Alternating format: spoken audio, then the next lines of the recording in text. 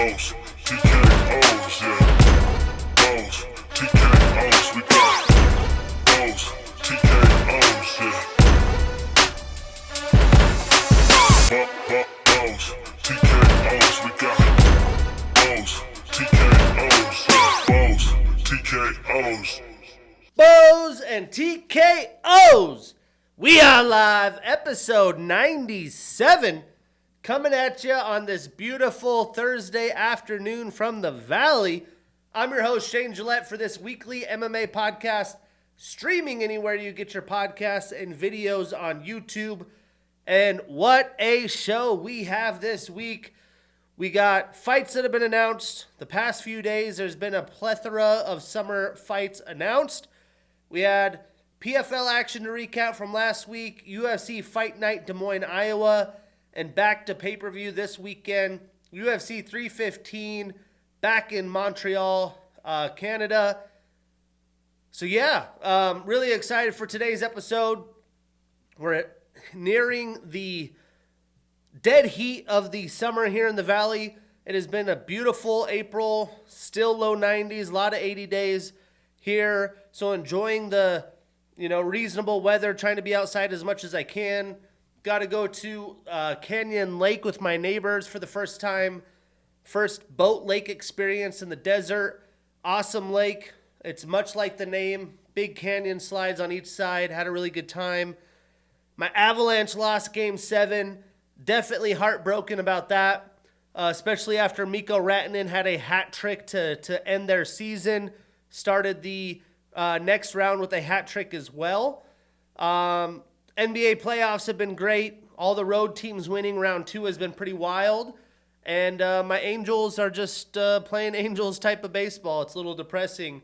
I was actually planning to go to Anaheim to watch some games this week, but with the past couple weeks of performance and Mike Trout still being out due to injury, I decided to not do that. So I'm just really excited for the fight nights this weekend as we're nearing episode 100. Would love to start getting some fighters on to talk fighter stories. If they're into actually watching the sport, get them to help us recap and preview the upcoming cards. But let's jump in because we got one hell of a show today. Probably the biggest bummer of this weekend. The fight of the night in my mind was Joel Alvarez and Benoit Saint-Denis. Well, Joel Alvarez is out. I'm curious what the injury is. He said he's not even going to fight in lightweight anymore. He's moving up divisions. But we get a short notice fill-in of Kyle Propolic, who I've never heard of, but he's a Bellator and King of the Cage alum. He was 0-2 in a UFC stint before back in 2019. But he is a Canadian fighter, so more Canadian fighters on the card. But BSD, a big favorite there. May 31st, we got Jordan Levitt, Kurt Holloway, Markel Medeiros, Belohi Oki. On UFC 316, we got Chaos Williams and Yarosh Medic. That should be a banger.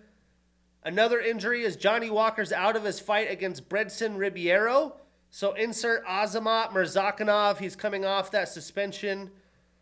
June 14th, I believe this is Atlanta. We got Kamaru Usman, Joaquin Buckley as the main event. That's going to be a great fight. Great to see Kamaru back in the octagon. Michael Chiesa and Court McGee. Ricky Simone and Charles Jourdain as he continues his climb in the lower bantamweight division, typically a featherweight. Cody Garbrandt's back against Yoni Barcelos. And then June 21st, I'm absolutely stoked about this fight. Hafil Fiziev taking on Ignacio Bahamondes.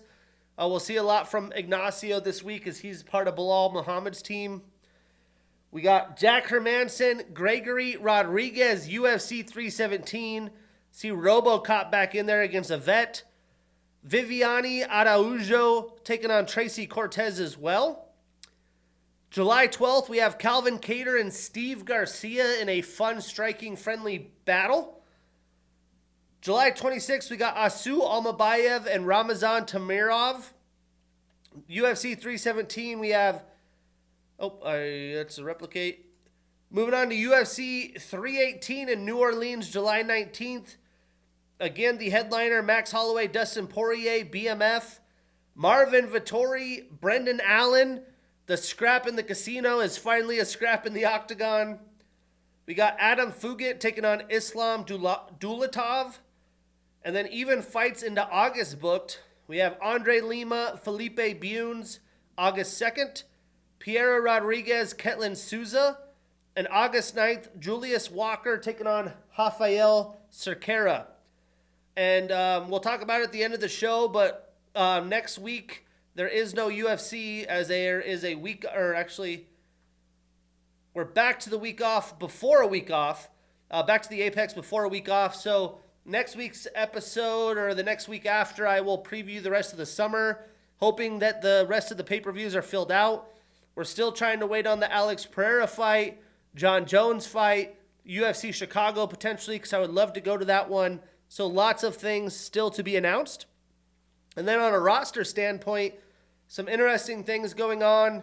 Guram Kutataladze, Kevin Jusset, Dan Argueta, Dontel Mays, and Brad Tavares off UFC roster.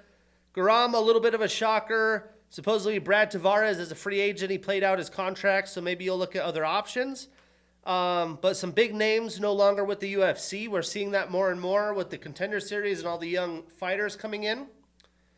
And then in the PFL this past weekend, we had heavyweights and light heavyweights. Phil Davis with a round 2 TKO over Rob Wilkinson. Slight work for the ex-UFC alum. Simeon Powell with a round 2 TKO over Carl Albrechtsen. Ex-UFC alum Alexander Romanov with a round 1 submission via guillotine choke over Tim Johnson, who's like 40 years old. We had Oleg Popov with a split decision victory over ex-UFC veteran Carl Williams. And then ex-UFCer Rodrigo Nascimento with a split decision victory over Abraham Babley. So a lot of ex-UFCers moving on to the semis, as that'll take place in June. But let's recap UFC Fight Night, Des Moines, Iowa. Another great evening on the picks. Went 8-3, which sets us up 589 wins, 295 losses, 8 no contests or draws. On the year, 105 wins, 54 losses, 1 no contest or draw. I would always like to be able to double up the loss column. So on the year, I need to be at 108 wins. Hopefully this card could get me back on track. To recap the card, I thought the prelims were pretty solid overall. You know, there were some big-time performances there. The fans were solid on the night. I did notice a good amount of empty seats. I had some friends in attendance in the 200s. I do think maybe the UFC prices themselves out in a market like this. The main card was trending well.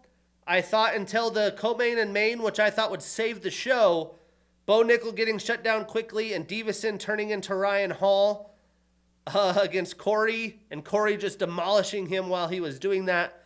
So I'm going to recap this a 5 out of 10, and there was no good fights that we did not break down. So we're going to kick this off in the prelims. We had Quang Lee with a round 2 submission via rear naked choke over Gaston Bolanos. Performance of the night, 50 G's for Quang in his first UFC victory, a fight I got wrong. And man, I just did not expect Quang to be able to have success so easily with the takedowns against Bolanos. Gaston obviously was looking to come out heavy-handed, but Lee didn't even give him a chance as he only got off 3 strikes in round 1. And Quang got multiple takedowns, really wore on Bolanos in the first round, which set him up for a round 2.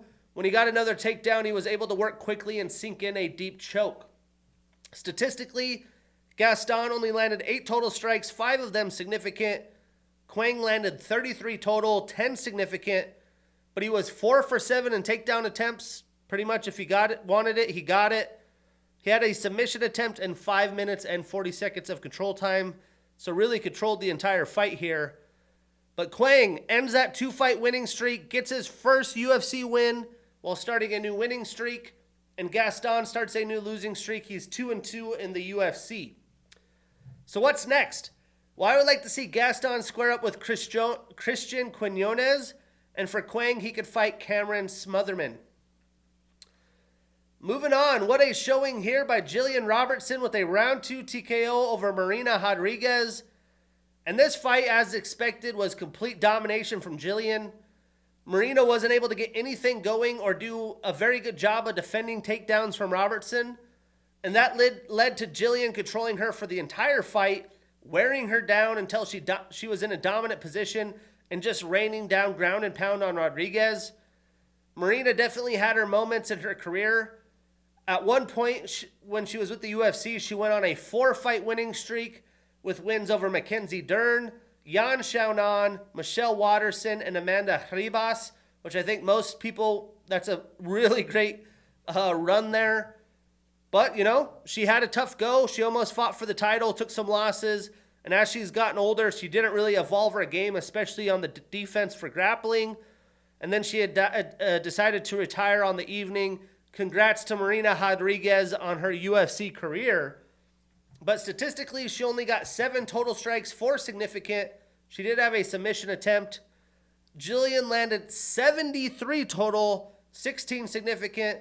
She was 2 for 3 in takedowns and had 5 minutes and 21 seconds of control time. So even more dominant than Quang Lee. But Gillian now extends that winning streak to 4. Her and Dean Thomas are on a roll. She's 5-1 since 2023. She's been active, which you love to see. Not a lot of women are. She moves up 3 spots in the rankings to number 9.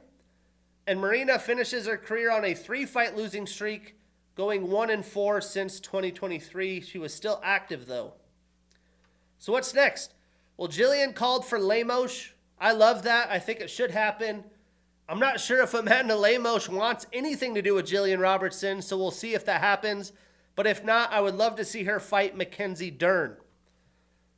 Moving on, we had Azamat Bekoev with a round 1 knockout over Ryan Loder. Performance of the night, 50 G's for Azamat. And man, we knew Azamat was a hard hitter, but I didn't think he would absolutely run through Loder. I thought Loder would present some challenges with how well he could mix up his bag. But Bekoev was so aggressive in coming forward and bringing pressure that Ryan was in defense mode. And when he shelled up, Azamat went after him and found his mark. And that was pretty much it. I mean, Azamat is making a statement in the middleweight division. I'm excited to see what he does next. Statistically, Ryan landed 15 total and 13 significant strikes. He was 0 for 4 on takedown attempts. Credit Azamat, but those weren't the best of attempts. And Azamat doubled up the volume, 39 total, 23 of them significant. He was 0 for 1 in takedowns, but had 1 minute and 4 seconds of control time. So now Azamat extends that winning streak to 8, 2-0 in the UFC. Ryan ends his 5-fight winning streak. He goes to 1-1 in the UFC with the Ultimate Fighter Championship. So what's next? I just say let's have some fun, man. Book these 2 studs together. Azamat and CLD, that's an absolute banger. And for Ryan, how about Trayshawn Gore, another Ultimate Fighter contestant from previous years in the same class. Moving on to the prelim headliner, we had Yana Santos with the unanimous decision over Miesha Tate. And I was really interested to see how both of these women might show up. They're a little bit older. They've done a lot of things in the world of mixed martial arts. They got to be on the brink of retirement. And Miesha made a statement right off rip. She came out swinging right at Yana. It looked as like she might just try to bully her in the octagon. But she didn't put a lot of effort into taking Yana down. She was just striking. And when she did, Santos was ready. She was defending takedowns brilliantly this evening. But the volume was heavy by Miesha early, but she didn't land a lot of clean shots. She was kind of wild, loopy from a little bit too far away. And when Yana was throwing, probably about the 2-minute mark, she started landing solid shots at distance. And when Tate would kind of come in recklessly, she made her pay. When Miesha tried to close distance, she just was getting, touched up trying to do so. I would say Yana did land more and kind of swung the momentum for the round in her favor the last half of the round. Then round 2, Yana was finding her range and timing and really started putting it on Miesha. And it seemed like unless Miesha could get a takedown and get a finish, she'd be done for. So you have to credit Yana's ability to prepare a game plan to defend the takedowns and, really prepare to make Miesha pay for coming in close. Although this wasn't textbook, this is what you would like to see, striker versus grappler. We have the Sean O'Malley, Merab Dvalishvili rematch coming up soon. Sean's got to find a way. If Merab's just going to close distance on 20 takedown attempts, when he does, touch him up, make him pay for it. But early in round 3, Miesha finally did get a takedown. She was able to hold Yana there the entire round and was pretty damn close to getting a finish, but she didn't have enough time and obviously was going to lose down 2 rounds on the scorecards. Statistically, Yana landed 87 total strikes, 66 of them significant. She was 0 for 1 in takedown attempts. Miesha landed 108 total, but only 40 significant, so 26 less significant. A lot of them were pretty blocked, landed like up on the shoulder, rolling them off. But she did have 1 takedown in 7 attempts, so not great in that department. 5 minutes and 5 seconds of control time, which was all round 3. So Yana now extends that winning streak to 2. She's an even 2-2 since 2023. She moves up 1 spot in the rankings to number 9. And Miesha starts a new losing streak. She's only 1-1 since 2023. And she moves down 1 spot to number 13. What's next for these ladies? I think Yana and Mayra Bueno Silva is the fight to make. And for Miesha, if she does continue to fight, how about Chelsea Chandler? We haven't heard anything from her on a potential retirement. Didn't seem to be looking to do anything like that after the fight. But moving on to the main card, Iowa's own Mason Jones getting unanimous decision over the hometown Jeremy Stephens. And I was excited about the violence that could be in store for this fight. And for the most part, it did deliver. It was Stephens BKFC-like, as Mason wasn't going to just stay in the pocket with him. Because when he did, and the fight wore on, he did get some big shots worn on his face, had a nice knot on the bottom of his eye. But to kick the fight off, Mason came out just whipping big high kicks at Jeremy's power side, which eliminated him from being able to come forward and launch big shots. But he did keep Jeremy on his back foot, then started mixing in takedowns with success, and really dominated the first round. I thought Jeremy might be the aggressor coming forward, but Mason, those big kicks, keeping him back, really did a good job. And then Jeremy in front of the hometown crowd just wasn't going to go out that easily. Coming into round 2, he did take a bunch of major head kicks and shots, and damn near was almost finished. But Jeremy's tough. He was able to hang in there and regather himself. And when Mason started to slow down with so much output, and he was close enough in the pocket, Jeremy would unleash some of those nasty boxing combos. But he was going to be down 2 rounds going into the third. And in the third round, Mason smartly resorted to grappling to win the fight, avoid any damage where possible. He got to feel the power that Jeremy still possesses in round 2. But overall, Mason looked the best we've seen, took a great win. Jeremy's tough, but I do think, coming from a few years off, fighting in the PFL and BKFC, it's not going to be able to prepare you for a guy like Mason Jones in his prime. Statistically, Jeremy landed 54 total strikes, 42 of them significant. Mason landed 104 total, so 50 more, and 81 of them significant, so doubled up the significant strikes.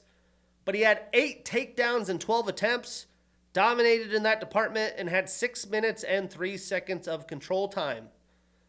So Mason now extends that winning streak to 5, gets a win in his UFC return, and Jeremy extends his losing streak to 2 when it comes to MMA.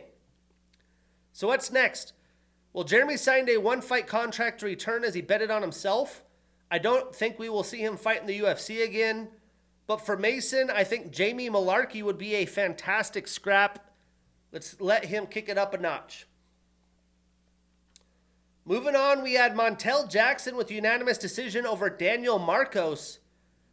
And man, this fight just proved to me we need to see Montel in the octagon and be more active, because he sure is talented and he's in his prime window right now.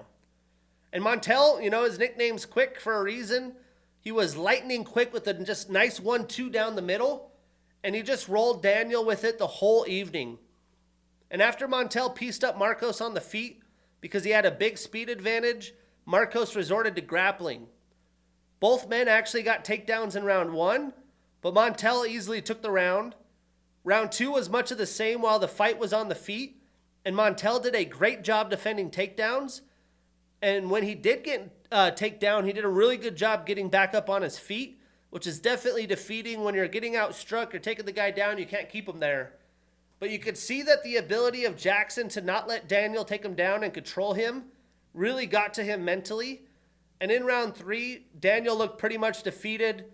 He did hang in there enough to not let Montel finish him, but lost the fight on the scorecards. And the stats speak for that. Montel landed 67 total strikes, 30 of them significant.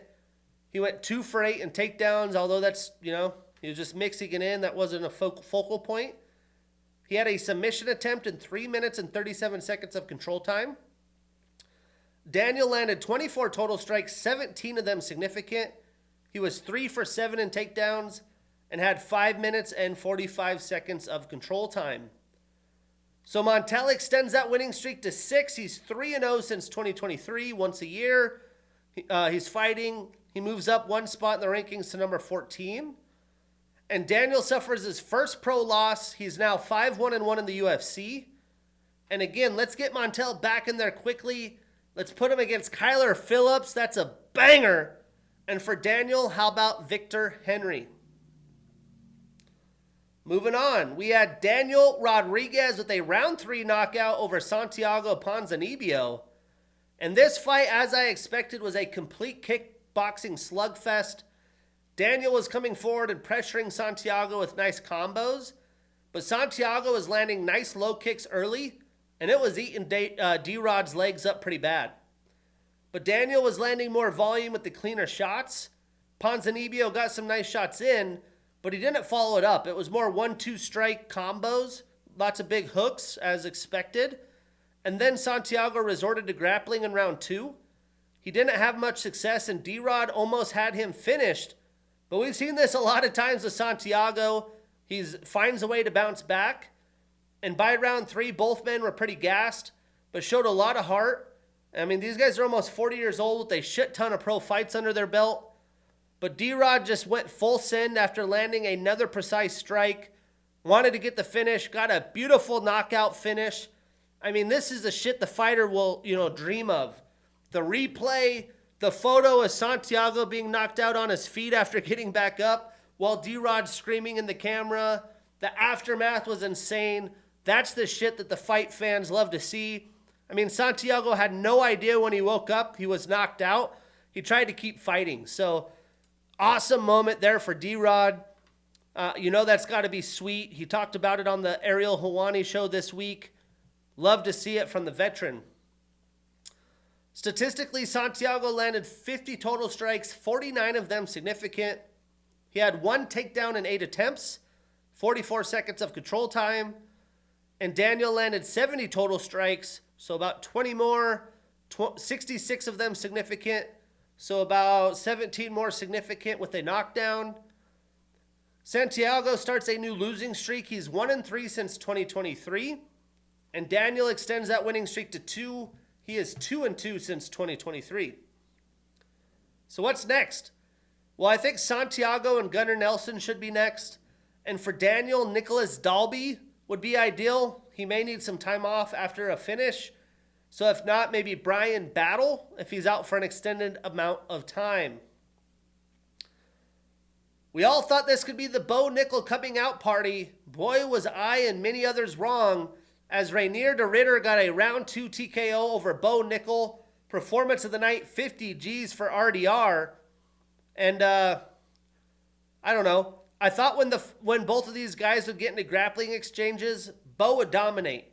And that wasn't the case here. Bo was able to get a takedown in round 1, but then RDR was able to find a way to scramble and even find himself on top. In round 1, RDR definitely set the tone and was able to touch Bo up quite a bit with some bigger shots. And I think he was hurt in the body going into round 2. RDR was just, flowing in there. He looked like he wasn't stressed at all. He was having fun. He was dialed in. He was really in the flow state, and it looked effortless. Where Bo looked very uncomfortable. He looked like he was just trying to survive. Round 2, RDR absolutely poured it on with some vicious knees and attacks to the body. So when he landed that full knee where he grabbed him, blasted it right into the liver, Bo got shut down and wasn't able to get anything going at all. Much like the majority of the fan base, I'm pretty shocked Bo got dominated like that. But let's remember, He's still so young and green when it comes to MMA. He took a dive into the deep end of the division after only 7 pro fights against a former champion with over 20 pro fights that's very well mixed. He can grapple. He's got good jiu-jitsu, clearly has good striking. Most of this is going to be about Bo's failures, but man, the script I want to talk about is we got to start giving RDR the credit he deserves, as he is putting on a show in the UFC thus far. He won 2 belts in 2 separate divisions and only lost to a 3 weight class champion. And, he's definitely primed for some major fights in the middleweight division, and I'm sure we will see Bo get back on track. He's going to need some fights under his belt and some time in the gym. Statistically, RDR landed 91 total strikes, 22 of them significant. He was 0 for 3 in takedown attempts with the knockdown and 2 minutes and 9 seconds of control time. Bo only landed 24 total, 8 significant, so quite a bit less. He did have the takedown in 2 minutes and 24 seconds of control time. But RDR, he extends that winning streak to 4, 3-0 in the UFC. Bo suffers his first pro loss and ends his 7-fight winning streak. So what's next? Well, I think RDR and Marvin Vettori would be a great fight. Marvin Vettori just got booked today. So let's see.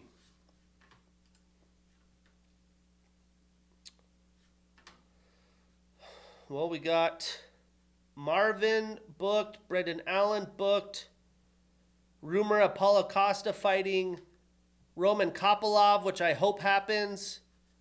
Let's see. Does Roman Dolidze have a next fight?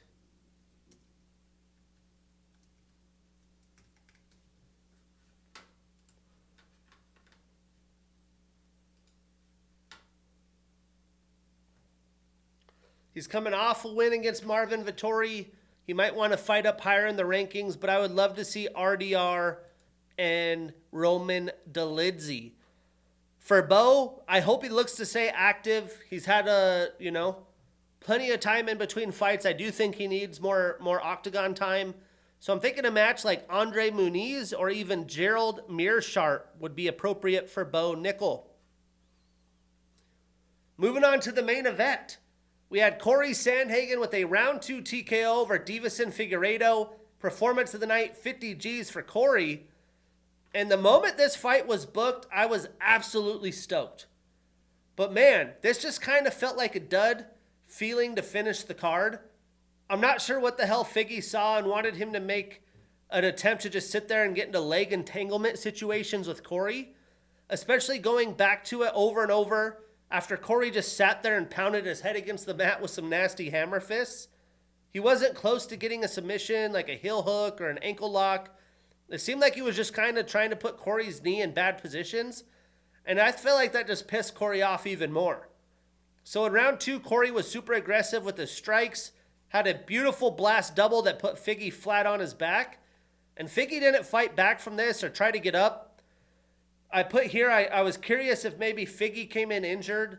He had posted something on Twitter. I can't remember the specifics of what injury he had, but he had talked to the team about pulling out. But again, in the world of the UFC, it's very brutal, even for a former champion. He said he had an injury coming in. He thought about pulling out, but his team convinced him to continue to fight. Because if you don't show up, you get no money at all. So at least he gets to show money. Maybe that's why he was doing it. Whatever injury he had, he was trying to avoid getting hit there. Regardless, Cory is a damn good striker. A beautiful display. I don't want to discredit Cory's performance here at all. It's not even the injury to the knee for me. I believe that Cory had a clean TKO finish. He was on his way for a finish. He should have a crack at the title next as well, in my opinion. Statistically, Cory landed 92 total strikes, 54 of them significant. He had 2 takedowns, a reversal, and 5 minutes and 7 seconds of control time. Deiveson only landed 8 total and significant strikes. He was 2 for 5 in takedown attempts and had a reversal. But Cory starts a new winning streak. He's 3-1 since 2023. Deiveson extends his losing streak to 2. He's 3-3 since 2023, and he moves down 1 spot in the rankings to number 6. So they have announced Cory to be the backup fighter for the Merab-Sean rematch. He will await the winner regardless, in my opinion. So I do think he's going to fight the winner of that. And for Figgy, how about Henry Cejudo? The loser retires. You know, Henry did coach Figgy for a while here in Phoenix, so he might not want to fight him. If that's the case, if Jose Aldo wins this weekend, I would love to see Figgy and Jose Aldo. Regardless, that was UFC Des Moines. Some great action in the early part of the prelims. Although Jeremy didn't get the win, the fight was fun. We got to see some showing out parties. Montel Jackson, Mason Jones is looking to be a problem. And D-Rod with a fantastic finish. Watch out for RDR coming into the middleweight division. But this weekend, back to pay-per-view, UFC 315 in Montreal. The early prelims at 3:30 p.m. Pacific. Prelims on ESPN on 5 p.m. Pacific. And of course, the pay-per-view, 7 p.m. ESPN+. To preview this card, I would say the early prelims and the prelims have a bunch of good fights. There really isn't a bad fight on the entire card. We have 3 early prelims, 4 prelims, 5 main card fights, 2 title fights, 2 former champions. The Alexa Grasso and Silva fight should be bonkers. I expect Canada to show up and show out. They did show Ticketmaster with a lot of empty seats. There's a lot of Canadian hockey teams still left in the playoffs. Plus the UFC's at a pricey ticket. So we'll see how that ends up delivering to see if it's a full stadium or not. But I am absolutely bummed that Joel is out of the BSD fight and that BSD didn't get a higher level opponent. For that reason, I am previewing it a 7 out of 10. I was going to preview it an 8 out of 10. And a lot of people want to knock, Bilal. They can't sell tickets. For fight fans, we'll break it down. There's some great matchups. There's plenty of things to see this Saturday. Well, I wasn't going to skip any fights here, but we will not break down the BSD Kyle Propolic fight. I will obviously be high on BSD winning that. I think I have the odds right here. He is a minus 1,000 or better favorite as we speak. So let's kick it off in the early prelims. Canada's own, let's see too. How many Canadian fighters do we have on the card?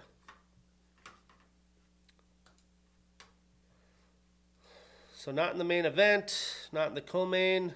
We got Zahabi, Propolic, Malat, Jazdavicius, Marc-Andre Barriault, and Brad Katona. So 6 Canadian fighters in action in front of the hometown crowd. And Brad Superman Katona is kicking it off. 33 years old with a 16-4 record. Taking on Bekzat, the Turin warrior Almakhan, 27 years old with an 11-2 record. Now, Brad has had a very interesting whirlwind of a UFC career. He's the first Ultimate Fighter 2-time champion. What does that mean? Well, he earned a contract, didn't get to keep his roster spot, went back to TUF, won it again. He's absolutely a decision fighter. He goes to the scorecards a lot, and he has struggled against stiff UFC competition. Bekzat's still young at 27 years old. He did lose to Umar Nurmagomedov on short notice via unanimous decision in his UFC debut. He was completely destroyed in that fight, but that's some stiff level of competition to welcome you to the UFC. Breaking this down, Brad has a black belt in BJJ and Shotokan Karate.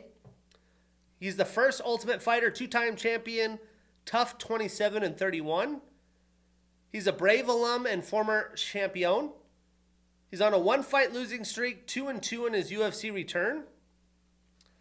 Bekzat is an Octagon alum. He's on a 1-fight losing streak and is 3-1 since 2023. 9 of his 11 wins are via knockout, and he has a 3.5-inch reach advantage. Now, Umar had a ton of success grappling Bekzat. I expect Brad to have success there as well. But what's haunted Brad of late is when he gets the takedowns, he doesn't be active trying to, fire away offense or look for submissions. So he's going to have to add that. And I do think Brad really needs a good showing to keep going in the UFC. So there is a lot of pressure on him. For that reason, I'm taking Brad Katona, but I'm avoiding this on any parlays where possible.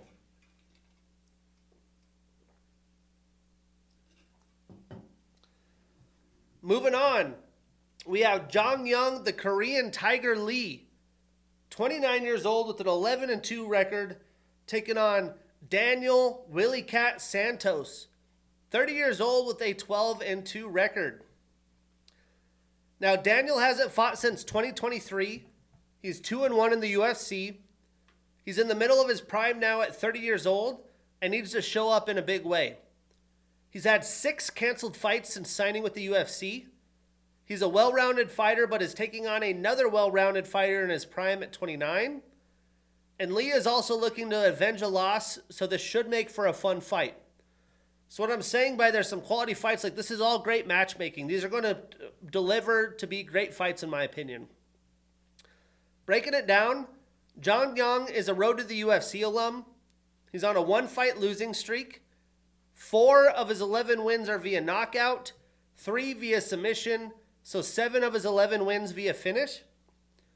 And he has a 6.5-inch reach advantage and a 2.5-inch leg reach advantage. Now, Daniel trains out of Shootbox Diego Lima. He's a Thunder Fight and Brave alum. He's on a 2-fight winning streak. He's 2-1 in the UFC. 5 of his 11 wins are via knockout. Now, there is a lot of unknowns with Daniel, especially with the inactivity. He trains with a great team at Shootbox, but Lee has a big advantage that should make a difference while the fight is standing with the length. Lee did get knocked out fairly quickly in his last outing against Hyder Amil in July, so hopefully he puts that past him and doesn't let him affect his confidence. I do expect this to be a very high-paced fight, and I think it will favor Lee. I expect him to have a well-mixed attack that leads him to victory. For that reason, I'm taking Jeongyeong Lee, but I'm avoiding this on any parlays. These are 50-50 fights. Moving on, we have another Canadian and Marc-Andre Powerbar Barriault, 35 years old with a 16-9-1 record. He's taken on Bruno Blindado Silva, 35 years old with a 23-2 record, or 12 record, excuse me. But this is a fun fight. 2 veterans who are on a skid, probably fighting for their UFC lives, and that usually makes for great fights. Bruno is mostly a kickboxer, and Marc is a solid grappler, which has been a weakness for Bruno in his past fights. Breaking it down, Marc trains out of Killcliff FC. He has a blue belt in BJJ. He's a TKO alum and former 2-weight class champion. He's on a 3-fight losing streak. He's 2-3 since 2023. 10 of his 16 wins are via knockout. Now, Bruno has a black belt in BJJ. He's an M1 alum and former champion.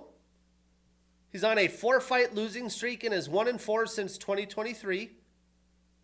20 of his 23 wins are via knockout, and 7 of his 12 losses are via submission. Now, Bruno has been thrown into some grappling-heavy opponents who have great cardio, and Marc definitely fits the bill there again. Bruno has lost mostly due to decisions, and Marc is coming off back-to-back knockouts. So if Bruno can stay in range, find the mark, I definitely think he could get the finish. But Powerbar is going to make this dirty. He's going to put him up against the cage, look to dirty box, maybe look to clinch. For that reason, I'm saying go Canada. I'm taking Powerbar Marc-Andre Barriault. We are putting him on that parlay. We marking that ish down, and we getting that bread. Moving on now to the prelims, we have Navajo Sterling, 27 years old with an undefeated 6-0 record, taking on Ivan Urslan, 33 years old with a 14-4-1 record. Now, this is an interesting fight between 2 newer faces to the UFC, but 2 men who are clearly on different paths with a 6-year age gap. Ivan made his debut in September of 24. He lost a close split decision to Jan Kutalaba, and Navajo has looked like a force since his Contender Series knockout, but he left a lot to be desired in his last fight in December against Tuco Tacos. Breaking this down, Navajo trains out of City Kickboxing. He has a kickboxing style. He's a Dana White Contender Series alum. He's undefeated on a 6-fight winning streak, 2-0 in the UFC. 4 of his 6 wins are via knockout, and he has a 6.5-inch reach advantage. Now, Ivan trains out of American Top Team. He's a KSW alum. He's on a 1-fight losing streak, but is 2-2 since 2023, and 10 of his 14 wins are via knockout. Now, I honestly expect to see a high-volume affair here. Both men live off knocking out their opponents. Navajo hasn't had to go deep into fights, and we saw that in somewhat of a lazy decision victory in his last outing. Ivan fought pretty well against Cutelaba, and I think is going to push and test Sterling, potentially even look for some takedowns to stay out of the long-range attacks. When the fight is standing, he's going to look to get up against the cage, stay in close, so Sterling just can't kick him to death.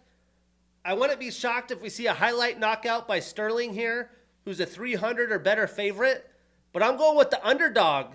I'm taking Ivan Urslan, the dog's coming to eat. Brad Katona is surprisingly a little underdog as well, but I'm not putting this one on any parlays. I just have a feeling Navajo is going to isn't going to get a finish in the first round and is going to tire out as the fight goes on and learn some lessons there. Moving on, we have Jan the Hulk Cutelaba, 31 years old with a 19-10-1 record, taking on Modestus the Baltic Gladiator Bukauskas, 31 years old with a 17-6 record. Now, although both men are the same age, Jan has been with the UFC for a long time. He's been thrown into the deep end against very stiff competition, and Modestus is just gathering himself and starting to build confidence, so I am expecting one hell of a fight right here. Breaking this down, Jan has an orthodox stance. He trains out of the MMA Factory. He's a Cage Warriors alum. He's on a 2-fight winning streak. He's 3-1 since 2023. 13 of his 19 wins are via knockout. 4 of his 10 losses are via submission. Now, Modestus is a Cage Warriors alum and former champion. He's on a 2-fight winning streak and is 4-1 since 2023. 10 of his 17 wins are via knockout. 4 of his 6 losses are also via knockout. So to knock out or be knocked out. Now, Cutelaba is going to look to mix it up and pressure Modestus, but Bukauskas is going to look to keep the fight standing. Both men like to attack the body and legs as well, so durability and whoever can control the middle of the octagon or who's coming forward in the fight should prevail. I have more faith with the experience of Cutelaba.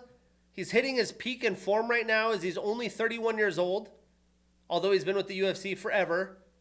And as long as he doesn't get caught in a firefight, which he does sometimes, he just starts to see red and goes crazy, I think he's going to find a way to be victorious. He actually opened as the underdog, but it seems like a lot of people are on the side of me. He's now a minus 112 or better favorite.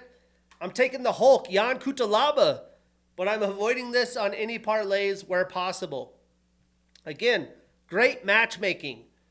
Canada's back with Jazz Davicius, 36 years old with a 13-3 record and the number 7 next to her name, taking on Jessica Bate Estaca Andrade, 33 years old with a 26-13 record and the number 9 next to her name.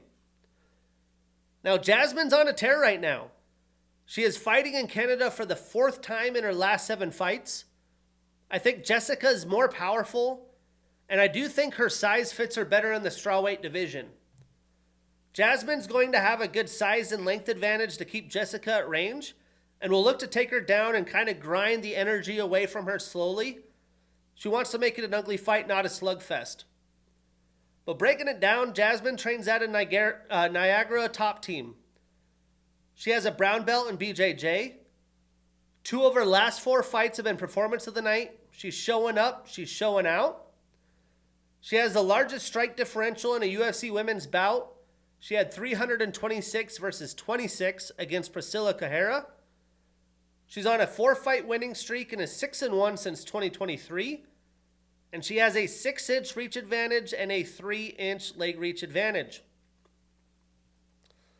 Now, Jessica has a black belt in BJJ. She's a former strawweight champion. 2 of her last 3 fights have been fight of the night or performance of the night. Bate Estaca always shows up and shows out. And she's got some accolades for it. She has the most performance of the night bonuses in UFC women's history at 6. The most fight of the night bonuses in UFC women's history at 5. Most post-fight bonuses in UFC women's history at 11. The most post-fight bonuses in UFC women's strawweight division history at 9. Most wins in UFC women's history at 17. Most bouts in women's UFC history at 28. Most finishes in UFC women's strawweight history at 6. Most knockouts in strawweight history at 4. Most knockdowns landed in a fight in UFC women's strawweight division and UFC women's history, which is 4 against Mackenzie Dern. She's tied with Eileen Perez for most takedowns landed in a UFC women's bout, which was 10 against Tisha Torres. She's the only woman in UFC history to win a fight in 3 different weight classes. She has the most bouts by a woman in a calendar year in UFC history, 5 in 2023, which also has her tied for most bouts in a calendar year in UFC history, man or woman, at 5. She has the most significant strikes landed in UFC women's flyweight bout, 231 against Lauren Murphy. She has the first standing arm triangle choke finish in UFC history, which got her the 2022 Submission of the Year against Amanda Lemos. She's on a 1-fight losing streak, 3-4 since 2023. She's aggressive, action-packed. She's always active, 7 fights in 2 years. 10 of her 26 wins are via knockout, 8 via submission, so 18 of her 26 wins via finish, and 5 of her 13 losses are via knockout. Clearly, Jessica is a savage. She will bring the fight to Jasmine, but she isn't going to have any of it. When she comes down, chucking hooks like she does, like a bull, Jasmine will throw long shots up the middle or look to clinch and take the shorter Jessica down. There is a chance that Andrade will power her way through, get a finish, but I think Jazz Deiveson,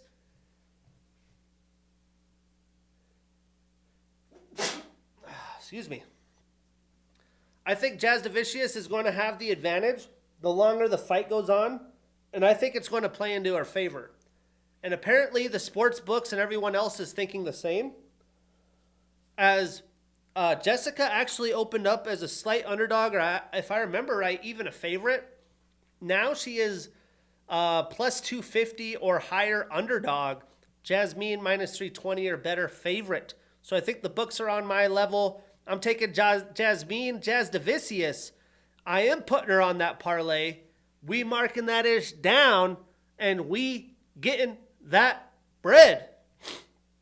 Man, since I moved to the Valley this year, I got really bad allergies, and they are kicking my ass. My eyes are watering, itchy. Ugh, I'm over it. Regardless, let's move on. We got more Canadian action. We got Mike Proper Malott, 33 years old, with an 11-2-1 record, taking on Charles Chuck Buffalo Radke, 34 years old with a 10-4 record. Now the time is now for both of these men. Mike 33, Charles 34. They really haven't taken that next step in their career in the welterweight division, and they are on the back half of their prime windows. I do think Mike is a better all-around fighter. Charles is tough, though, and he's on an all-time high after a quick first-round finish in November of last year. Breaking it down, Mike also trains at a Niagara top team. He has a black belt in BJJ. 2 of his last 4 fights have been performance of the night. He's showing up. He's showing out. He's a World Series of Fighting, Bellator, Cage Fury, and Contender Series alum. He's on a 1-fight winning streak and is 3-1 since 2023. 6 of his 11 wins are via submission, 4 via knockout. So 10 of his 11 wins are via finish, and both of his losses are via knockout. Now, Charles is a Bellator and Cage Fury alum and former champion. He's on a 1-fight winning streak and is 3-1 in the UFC. 5 of his 10 wins are via knockout. 2 of his 4 losses are also via knockout. So to knock out or be knocked out. Now, both of these men are pretty aggressive fighters. So again, great matchmaking. I expect this to be fireworks before the main card. And I would be surprised if this went to the scorecards. I do think Mike is more of a technical striker, even a better grappler. So he has a lot more ways to win this fight. For that reason, I'm taking Mike Malott. We are putting him on that parlay. We marking that ish down, and we getting that bread. And now we are finally to the main card. We're skipping the BSD fight. But these last 4 fights are fantastic. We get Alexa Grasso, 31 years old with a 16-4-1 record and the number 1 next to her name, taking on Natalia Silva, 28 years old with an 18-5-1 record and the number 5 next to her name. Now, right now today, at 31 years old, I do think Alexa is the best version of herself, and I do think Natalia is still growing and developing her fight game. Natalia has slowly moved up the rankings, but this is by far her best test yet, and the best striker she's faced since joining the UFC. Alexa, I believe, has taken her game to the next level after the trilogy against the GOAT, Valentina Shevchenko. Breaking this down, Alexa trains at a Lobo gym. She has a brown belt in BJJ. She's a former flyweight champion with 1 successful title defense. She's the first Mexican woman to win a UFC championship. She was the 2023 Female Fighter of the Year and had the 2023 Submission and Upset of the Year against Valentina Shevchenko in their first fight at UFC 285. She's an Invicta alum. She's on a 1-fight losing streak, is 1-1-1 since 2023, which was all against Valentina in that trilogy. Natalia has a purple belt in Taekwondo and a blue belt in BJJ. She has the highest striking differential in UFC women's division history at 2.84. She has the highest takedown percentage in a UFC women's flyweight division history at 91.7%. She's a Jungle Fight alum and former champ with 1 successful title defense. She's on a 12-fight winning streak and is 6-0 in the UFC. 7 of her 18 wins are via submission, 5 via knockout, so 12 of her 18 wins via finish. Now, Natalia is just so technically sound. When you watch her as a striker, it's like what they teach you in the dojo. I do believe she will have the speed advantage, but Alexa is going to have the boxing advantage, and I do think will be more of a powerful striker. Alexa has faced very quick strikers, such as Valentina, and I think we'll be able to walk down Natalia and make it her style of a fight. The uglier the fight, the better for Grasso. She's got that Mexican fighting spirit. She can't let Natalia stay at kickboxing distance, though, because her kicks high and low, they have no tells, and they're as fast as a bullet. She'll pick her apart, especially if she has spinning techniques. But Alexa had been preparing for that similar style for the past 3 years against Valentina. For that reason, I'm taking the underdog. I'm taking Alexa Grasso. The dog's coming to eat. Hoo hoo. Oh, and we're putting it on that parlay.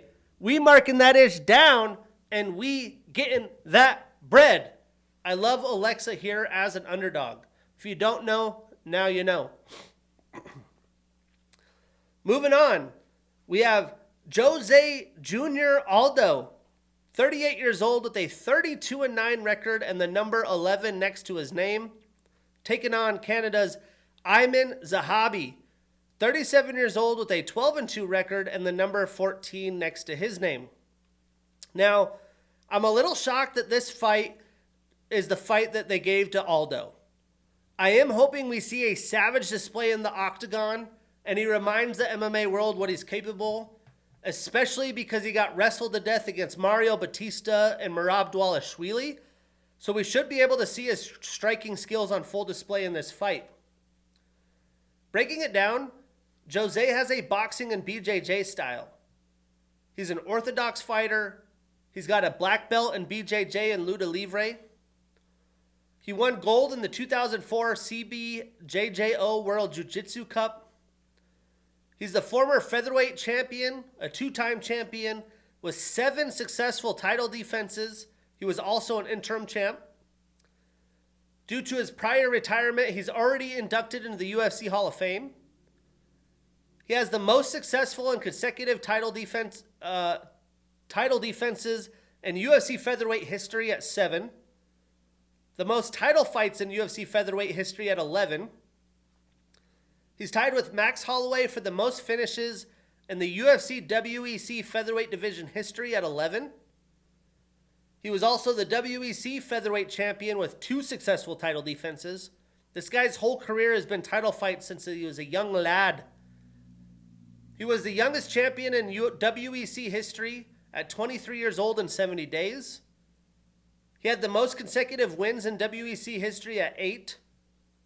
He was the 2009 comeback fighter, or the 2009 Fighter of the Year, the 2021 Comeback Fighter of the Year.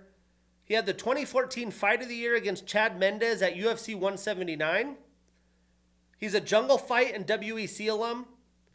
He's on a 1-fight losing streak and is 1-1 in his return from retirement. 17 of his 32 wins are via knockout. 4 of his 9 losses are via knockout. So to knock out or be knocked out. Now, Ayman trains at a TriStar. He's going to have GSP in his corner. He has a black belt in BJJ.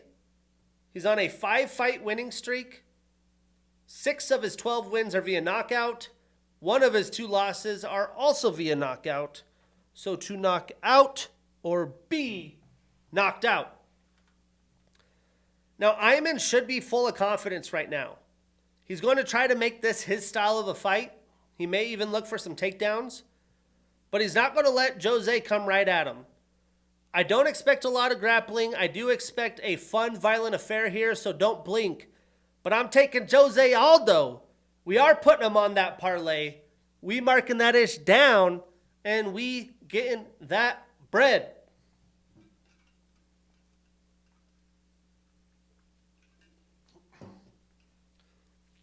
Now, moving on to the 2 title fights.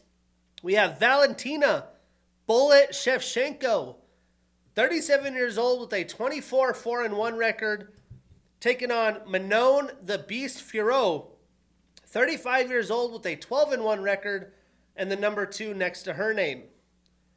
Now we finally get a legit contender for Valentina outside of Alexa Grasso since she fought Joanna Jędrzejczyk back in 2018.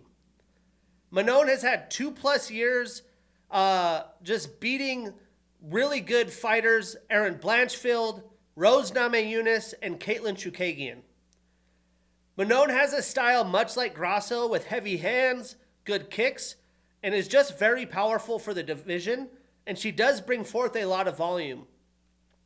We also saw how well she could handle a 5-round fight in her last outing against Erin Blanchfield, but this is going to be one hell of a showdown. Breaking it down, Valentina has a Muay Thai style. She has a 2nd Dan black belt in Taekwondo, a black belt in Judo. I mean, she is the epitome of a mixed martial artist. Her accolades are crazy. She won gold in 2003, 6, 7, 8, 9, 10, 12, and 14 in the Muay Thai World Championships, and gold in 2008 and 13 in the World Combat Games.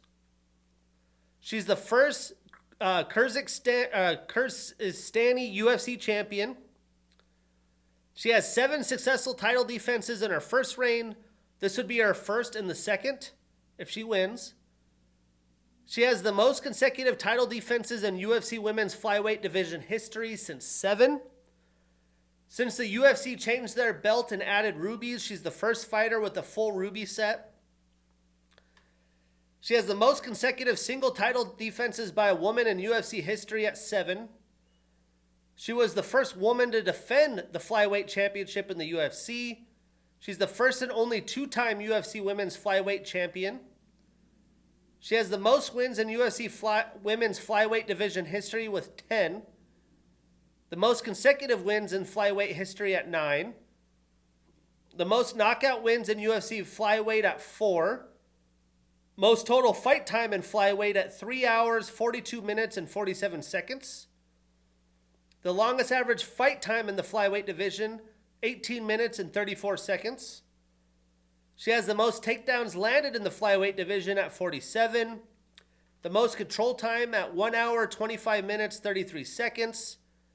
The most top position total time, 1 hour, 14 minutes, 8 seconds. The fewest strikes absorbed per minute in the flyweight division at 1.75. The most total strikes landed in the division at 1,790. She holds victories over 5 former champions, Holly Holm, Juliana Pena, Joanna Jędrzejczyk, Jessica Andrade, and Alexa Grasso. She was the 2020 through 2022 Female Fighter of the Year. She was the 2013 World K1 Kickboxing Champion and the 2004 Waco Champ. She's a Legacy FC alum. She's on a 1-fight winning streak. She's won 1-1 since 2023, which was the trilogy against Grasso. 8 of her 24 wins are via knockout, 7 via submission, so 15 of her 24 via finish. Now, Manon is a southpaw fighter. She has a black belt in karate and BJJ. She's a Cage Warriors alum. She's on an 11-fight winning streak, only losing in her pro debut, and is 7-0 in the UFC. And 6 of her 12 wins are via knockout. Now, as talented as Manon is as a striker, what's really impressed me is her ability to defend takedowns, as she was able to stuff what Erin Blanchfield and Rose Namajunas were able to bring to her. 2 people who have had very successful careers as a champion with grappling. Now, Valentina, I'm sure, will look to mix it up over the course of 25 minutes. She's the best of the best at it, but she's going to have to win this with her kickboxing. Valentina is the definition of a point fighter, and I think she will out-volume Manon over the course of 5 rounds to win at least 3. Manon has crazy power and, of course, can land big shots, but Valentina's defense is really good. She hasn't been finished since 2010, which was against Liz Carmouche in the C3 Fights promotion. She's never been finished in the UFC. And a lot of people want to look at the Manon-Blanchfield fight like Blanchfield is this world, or Manon's this world beater. But if you would have put Valentina against Blanchfield, she would have beat the brakes off of her. I would have liked to think she'd even get a finish, which Manon didn't. As well as, we act like Valentina hasn't fought the best of the best. When Joanna Jędrzejczyk fought Valentina, she was the world beater as well. And I think she was actually more skilled than what Manon is. I also think Valentina's hyped up for this fight. As disrespectful as Manon has been, I think she's more motivated than ever. I'm sure Manon's going to have a lot of success. She'll pick her spots. But unless she could just walk Valentina down, I don't see it happening. You know, Valentina's eventually going to have that skid. She's 37 years old with a ton of fights. But Manon's not a spring chicken. She's 35 years old. And this is her first title shot. So a lot different career trajectories. And I think Vegas odds are actually swinging to what I'm thinking is Manon was a lot bigger favorite, but now she's like a minus 120 favorite and Valentina's right at plus 100. For that reason, I'm saying, and still, I'm taking the bullet. Valentina Shevchenko. We putting it on that parlay. We marking that ish down, and we getting that bread. Again, I love Manon as a fighter. She's amazing. I would not be shocked. But we are discrediting the things that Valentina has done, and I think we're about to find out again on Saturday.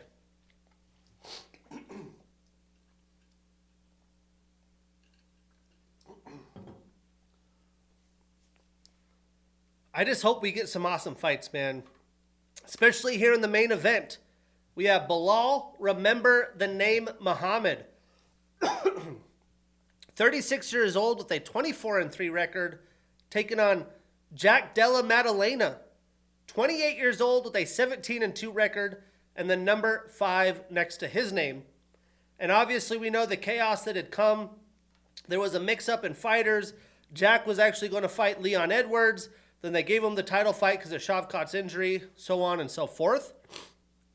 But the interesting thing that's been a hot topic the past few years, we have another champion over the age of 35 in Belal, who's actually nearing 37. So it will be interesting to see how that trend goes. Belal was supposed to defend his title against Shavkat in December, but had that bone infection in his foot, and he's been on podcasts that have released this week that talked about it being very serious. I don't know anything about toes and injuries, but besides the Gilbert Burns fight, Jack hasn't had much damage dealt to him, and he hasn't really been pushed into deep waters. He steamrolled his way to this moment and has had a full year to recover from his broken arm. Breaking this down, Belal has a wrestling style. He trains out of Valley's Flow Striking. He has a brown belt in BJJ. He's the first UFC champion of Palestinian descent. He has the most unanimous decision wins in UFC welterweight division history at 11. He's tied with RDA, Merab, and Brad Tavares for the most unanimous decision wins in UFC history at 11. He's a Bellator and Titan FC alum and former champion. He's on a 10-fight winning streak with the no contest, which I put as a loss against Leon Edwards in the first fight. Jack has a boxing style. He has a black belt in BJJ. 5 of his last 6 fights have been fight of the night or performance of the night. He's showing up. He's showing out. That got him to be the 2022 Newcomer of the Year. He's a Cage Warriors and Contender Series alum. He's on a 17-fight winning streak, 8-0 in the UFC, and 12 of his 17 wins are via knockout. Now, we've seen a lot of undefeated fighters get that 0 taken away this year. Belal's camp keeps comparing his kickboxing or his boxing skills to Canelo. I'm not on board with that at all. I believe we will see plenty of grappling and takedown attempts here, and I think he's going to need them, especially early in the fight. I do expect Jack to come out heavy-handed and aggressive right out the gates. He hasn't experienced a 5-round fight, and the longer the fight goes on, I see Muhammad wearing him out and having a big advantage there. The only grappler Jack has had to deal with in the UFC was his last fight against Gilbert Burns, and Gilbert had 7 takedowns in that fight. I want to be surprised if Jack got a finish in rounds 1 or 2. I could see Belal coming with that high kick like he did to Sean Brady to keep Jack back and to keep that power hand in the pocket.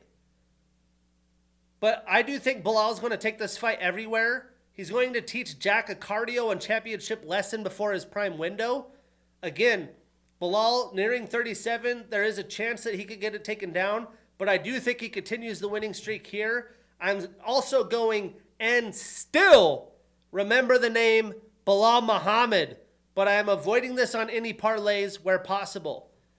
Montreal's going to have it. People have been dogging the card a little bit online, but there is not a bad fight on the card besides the BSD fight. We get plenty of Canadians. I'm really stoked for the prelims. Jasmine and Jessica Andrade, great matchmaking. Mike and Charles Radke, great matchmaking. Alexa Grasso, Natalia Silva's damn near a title fight. We got Jose Aldo back. Valentina Manon, probably the best fight we could get against Valentina. And Jack Della Maddalena's first title shot. That sets us up for next week. We're back to the Apex. It's a solid fight night card. It's headlined by Gilbert Burns, the 8th ranked fighter, and the young Michael Morales at number 12. And then another week off of UFC action. That's episode 97. I'm your host, Shane Gillette. See you next week.